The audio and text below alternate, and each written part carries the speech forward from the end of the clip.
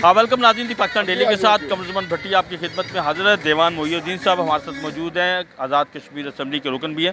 देवान साहब, क्या देख रहे हैं लाहौर में ज़िमनी इलेक्शन का माहौल, और अब तो कोई धांधली शांधली वाला मामला नहीं है? अल्लाह करे ऐसा ही हो।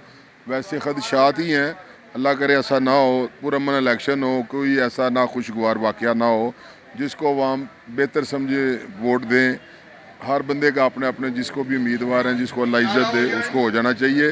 गवर्नमेंट को चाहिए कि अच्छे फूल प्रूफ जो है ना वो रखें प्रोग्राम अपना।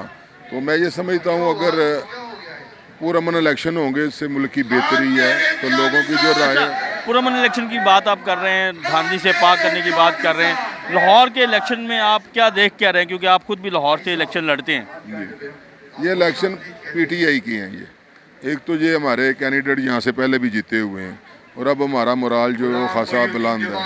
अगर कोई ऐसी धांधली नहीं होती तो ये आसानी से हमारे कैंडिडेट जीत जाएंगे। अच्छा जी, क्या वजह है कि आप जीत जाएं तो धांधली नहीं होती, हार जाएं तो धांधली नहीं। ये कल्चर कैसे खत्म अगर अगर हम हार भी जाएं, अगर ईमानदारी से हो तो हम मान लेंगे।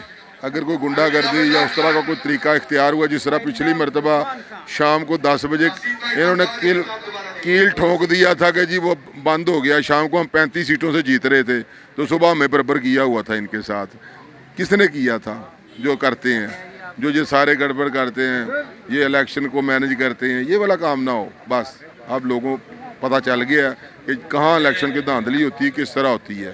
तो आप लोगों को भी पता है ना। अब आप धांधली रुकने के लिए कोई तैयारी की है आप लोगों ने? आपको अगर पता चल, हमारे सारे बंदे यहाँ पे पोलिंगों पे मौजूद होंगे, बाहर कैंपों में मौजूद होंगे।